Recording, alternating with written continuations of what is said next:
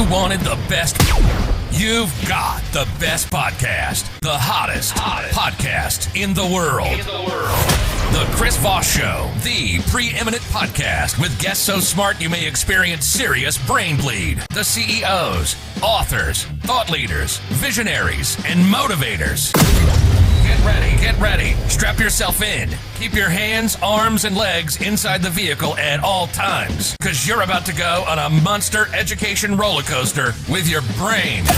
Now, here's your host, Chris Voss. Hi, folks. It's Voss here from the ChrisVossShow.com. There she is, ladies and gentlemen. There, let's see if that makes it official. For 2,000 episodes and over 16 years, we've been doing the Chris Voss Show and all the noise that we've been making, all the brilliant minds that help you understand life, see some of the cool things that are going on in life, and learn lots of really interesting lessons. Today, we have another young man on the show. His name is John Mest. He's the CEO of a company called Just Reach Out. We're going to be getting into some of the AI stuff that they do. It's a AI-powered software platform that's helping everyday business owners, entrepreneurs, nonprofits, large organizations, and so many more to their PR proficiency and efficiency. He's worn many hats in his career, John has, with job responsibilities ranging from helping to buy and sell technology companies and investment bank to running technical sales and customer success teams at big data analytics company. John originally hails from Philadelphia, PA, and he now lives in St. Pete, Florida with his wife and son, where you can usually find him in the kitchen cooking a gourmet meal or on the golf course pretending he's good at the sport. Boy, I've done that one on golf. Welcome to the show, John. How are you? I'm doing great, Chris. How are you doing today? I am doing excellent. Yeah, I tried golf once too, and all it was lots of swearing and throwing and breaking of things, and yeah, that's pretty much how it all went down. I moved to Florida a few years ago, and they say, "Oh, you must be a great golfer now." No, it doesn't work like that. If you can swear, you're probably good at golf. Or not good at golf. Or anyway, it's mostly about the swearing. John, give us a .io. Where do you want people to find you on the interwebs there? Yeah, so Just Reach Out is at www.justreachout.io. That's our main website. You can find everything there, including more information about the product, how to sign up, and everything else we'll talk about today. So give us a 30,000 overview of your software and what does it do? Yeah. So for most businesses that want to try to get some press and media for their business, traditionally you had to go to an agency. You had to go to those fancy New York City PR firms and spend $20,000, $30,000 a month just to kind of have them answer the phone and work with you to help you get some press for your business. That is not the case anymore. We have an excellent software platform that allows you as the business owner, the entrepreneur, the head of marketing, the head of a nonprofit, you name it, tell your own story and get it out there to the world. And so we give you all the tools the PR firm has, but you do it yourself and for a fraction of the cost. Wow. So what made you start this company? What was the proponent behind it? Yeah. And so the company actually has been around for about 10 years. And so a guy named Dimitri started the business originally as more like a consulting, kind of help some people hold hands. And through the process, built out this software that really resonated and made it work.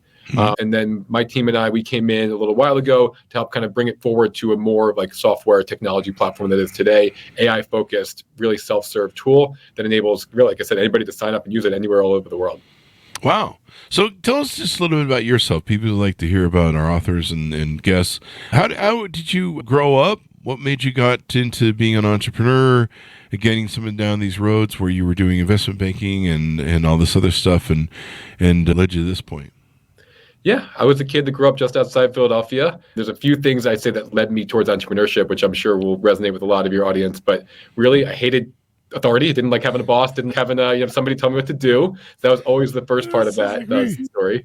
And I always just kind of had a knack for, finding different ways to make a buck when I was a kid. All my friends got jobs bagging groceries or, working at the hostess stand at the local diner.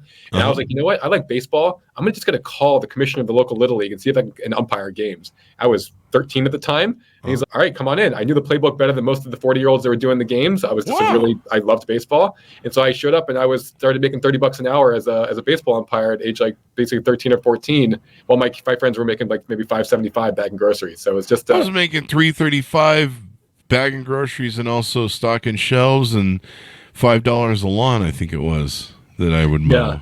Yeah. Wow, I feel really stupid now. What was I doing? It took a couple phone calls and some good Pretty luck, but savvy. it was the mindset of, I don't want to just do what everybody else does. I don't want to do what they tell me to do. You know what? I like baseball. Maybe I can try to make some cash out of this throughout high school. So that was where it all started. Do what you like. We talk a lot about that in the show because it's hard to get up every day as an entrepreneur if you don't love what you do. I've seen that movie. So then you go on to investment banking, running some different things, and what made you interested in launching this? Was it the AI version of it? Was it the, I don't know, disrupting PR? Yeah, and so there's a few pieces of that question. I think that the most interesting part is the disruption part of it. So I was that kid, like I said, I was a big math geek. That's why also I loved baseball. It kind of fit hand in hand with baseball stats, things like that. So I got to college, studied applied math, statistics, really enjoyed the data science angle of things. Mm-hmm. So, I graduated, wanted to move to New York City, and that's where my friends were going. And so I got a job on Wall Street, and that was not exactly the culture was right for me, but learning how to kind of learn the technology space through kind of buying and selling companies in that area really opened my eyes to what could be out there. And so for me, the most fun part of my job was just learning about these up and coming companies that were at that point trying to sell maybe to a bigger company and what they were doing to disrupt their industries. That just kind of led me throughout my career through different places, and ultimately to Just Reach Out, where we found that PR, like I said, it's gatekept by the agencies. It's a very expensive relationship industry that doesn't have to be that way. There's so many other examples of this I can go through, but PR in general, nobody knows your story better than you. If you are founding a company or you run a soap business or you run a nonprofit, like, why pay another person to tell your story for you when you can do it yourself? Nobody will do it better than you. You can tell that story. So if you just had the tools and the angles to do that effectively and efficiently, we want to give you that opportunity. And so we've had thousands and thousands of businesses try to do this just with us, and it's been fantastic with results. And I think, correct me if I'm wrong, but one of the reasons people have to pay PR agencies is they have the lists and emails of influencers, journalists, and all that sort of good stuff, right? That's their barrier that they, you kind of have to use them if you want access. It's kind of like if you want access to the Chris Voss Show audience, you have to meet certain standards. Is that correct then? Is that, and you guys seemingly help them get around that by using AI?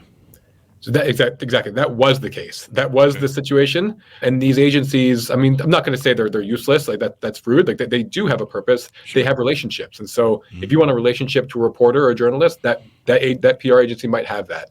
But if you're just trying to get off the ground, you're trying to work your way up and build some good media and press for your business, you don't need that relationship. What you need is a good story and a good narrative. And that's what we can help you do. Craft that narrative through the use of AI to find that right piece of information that'll get you that hook to the journalist that'll care about you. You don't need the relationship for that. You need, just a good idea and a good angle and some help from the AI. And then we can help you getting the email address and getting in front of these journalists. That's like, we offer that now. So you don't need to use the agency for that. We're available to help you with that. But really, it's about crafting that narrative and writing a good pitch and kind of thinking through that good story. That's where we really add the value. Yeah. Plus, you guys are much more inexpensive than hiring an annual contract PR agency, especially of given size. And most people can't afford that. It's beyond their budget. And AI seems to be a disruptor in that sort of thing. Now, I see on your website there's several different tools. There's journalist outreach, pitch requests, podcast outreach, broken link building, and guest post outreach. Talk to us about what these are and what they do. Yeah, journalist pitch request is pretty straightforward, just like what it sounds like. We give you the enable you to actually reach out to journalists, whether that be traditional print media through a newspaper or magazine. Could be a blogger, it could be a YouTuber, it could be kind of anybody. It doesn't necessarily have to be what journalist normally means. It could be anybody that's kind of reporting and doing media on your topics. And so we give you access to all the different opportunities through that module there. There you go. Yeah, and then things like podcasts, same idea. If you want to reach out to a podcast and pitch yourself as a guest on their show to kind of learn more about the show, kind of start a relationship, we can enable you to do that as well. And we have great partners to help us through that. And you have a really amazing way to kind of get yourself out there from a long form interview or written, rather than just the written word. Mm-hmm. Then you got broken link building. Is that still a thing with with Google's? Oh, what do they call it? The algorithm or whatever, where you need to build, or I guess. Tell me what broken link building is, I guess. Yeah. So it's very common when if you're a blogger, say, and you write a post about the top 5 best PR softwares out there. And so you write, here's number 1, number 2, 3, 4, and 5. What if number 4 goes out of business and their website is no longer working and they're no longer available? Now, this blog post might have been written a few years ago. You don't even remember that you wrote it, or that you don't remember that that company went out of business. Oh, wow. And so what we can do is we can help you find these pages that are talking about your industry, your topic, your niche, help you understand that this blog post has a broken link on it because it's linking to a company that no longer exists, and make you easily reach out to that blog owner and say, hi, like, Chris, I see that you wrote this amazing article about the top 5 PR softwares. I just want to let you know that number 4 is actually that's no longer working, and that you're linking to a broken link on your page that actually hurts your SEO. It's not very good for you. Yeah. Oh, and by the way, I run a great company here. I'd love to be included in your list. Here's why, and you can kind of pitch yourself to that person. We get that pitch on the Chris Voss Show all the time. I'm not sure they find a broken link. They're usually just trying to hijack other links. But this is doing the blogger a service. Yeah. We get all these fun people from the Philippines that do stuff, and they're always pitching because they want to. Usually, they want casino links on the show. There's a lot of deal about that. So, can I use that to I plug in the Chris Voss Show and I find all the broken links, basically? Yeah, you can find WordPress. Yeah, there's two different things there. You can find kind of different places that you are like linking to broken links, which would be unfortunate. That actually, you mentioned the Google algorithm. They do ding you if you are linking to dead pages on your sites, because it doesn't look it makes you seem less authoritative. Let's put it. The Chris Voss Show. I mean, we're 16 years old. We've reviewed so much stuff. I mean, Google Wave, if you remember that. Like, we used to review a lot of the early apps in the 2010s that were, so many of them are dead. We probably have a lot of dead links. We really should look into that, I guess. But and some we don't know about. I mean, there's sometimes we've had someone on the show and I'll go follow up a couple months later and they're gone. A lot of the NFT people, I think, hit the wall. I have a couple buddies that decided to jump into that game as well. They some of them did, some of them not as well, but we'll leave that to them. I think some of the NFT people we have on the show, their links are gone bad, but that should be something I should be looking into. That's definitely a valuable service because, like you said, Google pings you if you have broken links, and when you have 16. I mean, what are we at on the Chris Voss Show? 16 years, but you're looking at in numbers of posts that are published on the Chris Voss Show is almost 5,500 posts. Yeah, over that time. Yeah, that's kind of some issue. I'm not sure. Yeah, and now you've got guest posts outreach. So if people want to, I get that all the time. People asking if I want to take guest posts on the blog.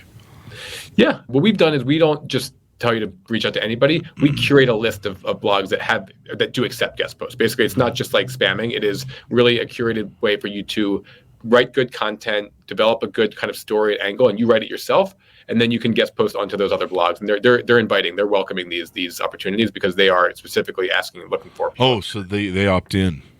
Yeah. Okay, because it's not one of my favorite things to do, but like I said, we get all this casino stuff. They want to put casinos on to legitimize casinos. We get them too. We are not here to help you spam. That is not our product at all. Our product is really for you to kind of get good press for your business, and it's why our customers are successful. And then pitch requests. What are pitch requests specifically? Yeah, so I don't know if you're familiar with the tools like Harrow, Quoted, like Featured, these types of places. Yeah, my friend started Harrow. Okay, yeah. So now SOS is Quoted. Quoted emails us a lot. Let's put it that way. I don't think Featured and Profit or SourceBottle have hit us up yet, but I know that Quoted's all on our email. Yes. So we don't try to compete with those services at all. They have their own businesses. They're doing very well. But what we've heard from enough of our users who use us for more cold outreach to journalists and podcasters, and they use those services for more like the connections to journalists and kind of pitch requests. What we do is we've heard enough times that it's really difficult to find the right pitch requests. I'll get these emails. Harrow is no longer, it's now Connectively, but like Harrow, you get these emails from Harrow. It's like 10, like 100, 200 requests, and it's hard to find which ones are relevant to you. Yeah. So we built an aggregator tool that allows you to find from all the different sites. You can search for different terms, keywords, even subscribe to those searches, and we'll tell you when those keywords or terms are coming up in pitch requests, and allow you to then go in and respond to them via those outlets. And so we're not really kind of reinventing the wheel here. We built an aggregator to help you more easily find these pitch requests so that you can then respond to journalists that way as well. Yeah. The getting on podcast outreach to get on podcasts, the services you're charging for it are really inexpensive comparatively to what's out there. I mean, we've had people, we know shows that are charging $4,000 to put people on. we know of PR agents that are charging 18, 20, 25, 30 $1,000 to people to book them on podcasts. Sometimes they're telling them that they have to prep them for a year before they'll book them, which I'm like, you're going to have to pay for a whole year before they book you on a podcast? Like, it's really not that hard. I mean, we've seen, our inboxes are flooded with PR agents selling, and we have a lot of respect for PR agents and everything else, but it's so funny. I mean, the amount of money that people are being charged to be booked on podcasts it's can be outrageous from what we've seen. Yeah. Yeah. Yeah, so we are not here to bash agencies. That's not the goal of this podcast today. But I will say that what you're describing is exactly correct. They're charging thousands and thousands of dollars to help you, book podcasts because they have relationships. They can call people, they can reach out to people. But then again, if you run a podcast, say, I mean, maybe it's a small niche. It's like a women's mental health podcast. It's about a very specific area, very specific topic. You don't need to be prepped for a year if you were an expert on this topic or some sort of, doctor, or you're a healer or whatever you are. Like, if you want to go on this podcast, shoot them a note, reach out to them, through Just Reach Out. And they might say, hey, we only book through agencies. I've never heard that before. But, the idea is you can reach out to them and say, hey, I would love to be a part of your show. Here's why. Here's what I can bring to your audience. Here's why I'd be valuable to you. And the show is happy because they're getting new types of people to be on the show. And the end user's happy because, they're just paying our monthly software fee rather than, like I said, tens of thousands of dollars to an agency just to do exactly what we're already doing. And so, it's much more inexpensive. Yeah, it's much more inexpensive than what you pay a PR agency. And, PR agency have their place. They can help you form your story. Some people can't figure out how to make their story right or how to present it right. PR agency can help you design that, form it. They can help manage your stuff. But, not everyone can afford it. If you're a small entrepreneur, you're just starting out, I can see that your pricing can make sense to them so that they can take and it looks like it's kind of a little bit of brand management too, right? Absolutely. Where you can manage your brand. Yeah, on that mention about services as well. I'll mention this because it's actually not really on our website because we don't really push it as much anymore. But our business used to be much more around combining the idea of a service with the software itself. We're much more, hey, you can come onto our site and use our tool self-service now completely, but we still do offer these services, not anywhere close to agency prices. We're not charging out the window. We're not even trying to make money on our services. Sometimes we can sell services to our customers for the purpose of using our software better. And the reason why I mentioned that is what you described. Sometimes you do need a little help kind of crafting that narrative, thinking through what you should be telling. Hey, like I said, I run a business. I know what I do, but I maybe don't know what the listener would want or what the reader would want from these different journalists. And so we can help you craft these different narratives, help you write these first pitches. Our most popular program is the Jumpstart program. We do a full white glove service for our customers for the first month. We go through everything. We go through everything with them. We help them craft narratives, write pitches, think through what they could be possibly be selling their brand to the media. And then with the full intention of handing it to them, training them on how to do their own PR and how to do it all, and then they run with it the rest of the year. We're not here to sell you services. We're here to help you be more successful with your PR, and we definitely offer that to our customers as well. If there's companies that want to opt in or journalists that want to opt into your program, how do they do that?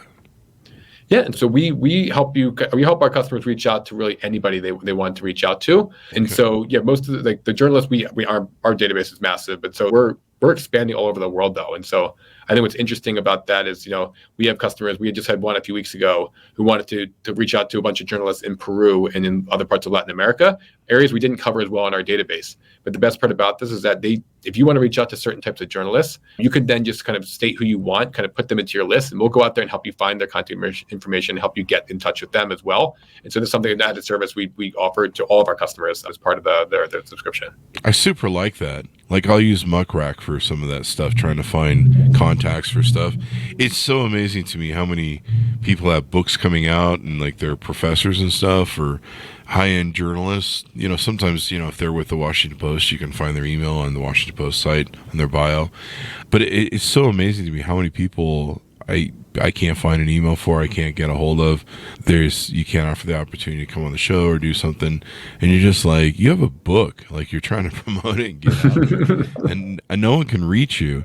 LinkedIn is usually a good place for that, but even then, sometimes they don't respond. Especially really high-end journalists. They usually have handlers, and then lots of professors and stuff. They're really hard to reach. For some reason, they don't seem very email savvy, as you will. And sometimes it's been quite the hunt down to find these people. Yeah, there's actually authors and people that write books are great use cases for Just Reach Out, because unless you are like a very high-end, top-tier author, your publisher is not giving you a ton of PR help. Like you're kind of on your own to go do that. And so a lot of people will write a book and then sign up for Just Reach Out to help, try to get on podcasts, try to get in front of the different book publishers and editors of these different publications. And being a self-published, or even having a publisher, but just not being, like Tom Clancy level publisher, like an author, we can come to Just Reach Out and use us to kind of promote your book and promote your story that way as well. Yeah, so many people are self-publishing now, and they don't have any of the support that they would like to have. And some publishers like Wiley, they put out some great books with some really high name people, but they don't give them any promotion. They just go, hey, you have fun with that. So it's kind of, wow, okay, all right, so fun is fun. But they need all the help they can get. So how does the AI, artificial intelligence, work in the SaaS tool that you guys have? Or would we call this a SaaS tool? Yeah, absolutely. Okay. It's definitely a SaaS tool, although we like to joke that it's actually SWAS. It's not software as a service, software with a service, because we also offer those other potential areas as well for helping people out. SWAS. Exactly. I'm taking that right now. I kind of like the name. It has a pizzazz to it. SWAS. I'm trademarking right here on the Chris Voss Show. I'm gonna get that tattooed on me. The SWAS. Give me your SWAS. What was that movie, Office Space, where they're like, you need flair. You need some SWAS. Go ahead. I'm sorry. Yes. Great movie. Excellent. Yeah. You need some SWAS. Yes. So the AI, there's so many different ways it's integrated into the platform. We don't have AI in the platform just so we can say we're AI. That's not really useful. There's a lot of tools out there that just are AI tools now because they want to be an AI tool. No, what we do is we built it into the system to make it super effective and efficient for you to get your PR done.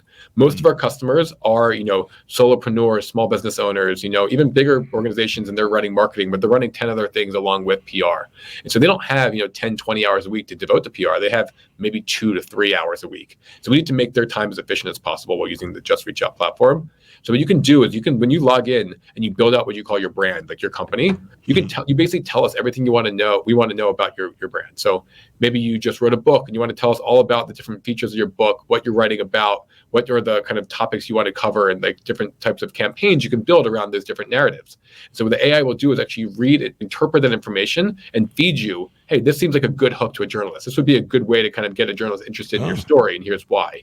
Yeah. So it can help you kind of synthesize your thoughts and use our kind of best practices for doing PR and help you understand a little bit more that we've trained the AI with to actually do that PR and actually kind of build those narratives out to the journalists. And I love it.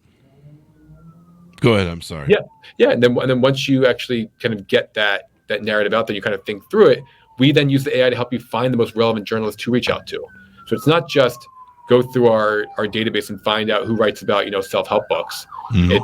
It's really who can actually kind of like help you understand. This person actually wrote an article last week about a different person of that kind of is doing a similar thing, and you can kind of build your media list that way with the help of AI to find you most relevant kind of results related to your topics based on what you tell it.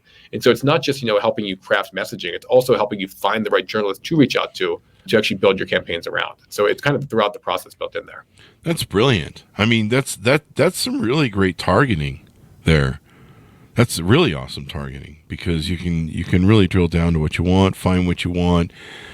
Finding recent pitches. Up until now, the only way I can do stuff like that is through Google Alerts, and it's really not very good. That's pretty awful. Yeah, there's actually monitoring built into this as well, so that if you wanted to track yourself or your competitors or whomever in there, we'll like once a week we'll shoot you a note. Hey, did you see here are some articles this past week on this topic or on this company or on these people about these different things, and it can help you kind of reach out to those journalists and say, hey, I saw you wrote about my direct competitor last week. Would you mind interested in talking to me? I think we have something interesting to say as well. So you can do that as well to kind of find and use the RAI to help you kind of craft who are those best potential new people who have, like, as recently as the past week, written about this topic, and then make it really easy for you to reach out to them as well. Man, AI is really going to change the world. I mean, it already is, but I'm just being dragged along still. But geez, you think about the time this could save, the disruption that could save in the marketplace. I mean, I've seen great PR agents and I've seen bad PR agents, and this being able to give someone more self-control over what's going on and have an understanding, of what their PR thing is. And, some people like to be hands-on. It's good to delegate, but, the pricing, of course, makes all the difference in the world. What do you see the future of what you guys are doing there and the effect that AI is going to have on marketing services such as yours? Yeah. So I think there's like a weird dynamic in this area where some companies are just AI is everything, and we think that you shouldn't even have to do anything. You should just tell us who you are as a person, who you are as a company, click go, and then we automatically use AI to send out pitches, basically send people different things, reach out to different outlets, and it kind of does everything for you. So you do literally nothing besides tell it a few sentences about yourself, and the AI does the rest. We don't believe that is the best use case for AI right now in this world. We think the best use case for AI is more like what we described. It is helping to understand what you're trying to do, inform you about that, and then let you still, you own the messaging, you own your story. And so while AI is really helpful, we think that you also should have the opportunity to, edit what it says, tell it what you think it really should be, and kind of help learn from that. And the best part about it is, as you know, AI can be trained. Our AI is learning from our customers and learning from what's working and what's not. If you want to write a few pitches on your own and then kind of it'll learn from that and learn more about what you're trying to say, and then go find you better results and find you better people to reach out to. And so it's really kind of that kind of iterative process that I think is really going to be the best use case for AI right now in the next few years. Here, maybe in 20 years from now, we'll be talking about like how the AI is doing everything for you. But I actually don't believe that that's true right now. I think AI is an amazing kind of co-pilot, but it's not necessarily like the autopilot yet, in our opinion. It's, I love mucking around with AI image and video creating. And you're right. The back and forth, as you said, where you can tweak stuff and customize it and dial it into what you're trying to achieve with AI. It's really great because it's such a complemented partner where it can just help you achieve what you want to do. It's almost like having an employee on your side where you're like, hey, can you make this for me or do this for me? And, can you go find this result? Yeah, AI is going to be a really wild thing. Now, for people to onboard with your service or find out more about it, they can evidently book a demo according to your website. Yeah, you can log on to justreachout.io, book a demo with us, learn more about it. We have great videos, tutorials around all the different modules we have. We described some of them here on the show. If you want to kind of learn more about them, just click through the different pages there on the different products. And yeah, it's a great way to kind of learn more about what we do and how you can use Just Reach Out for your own business.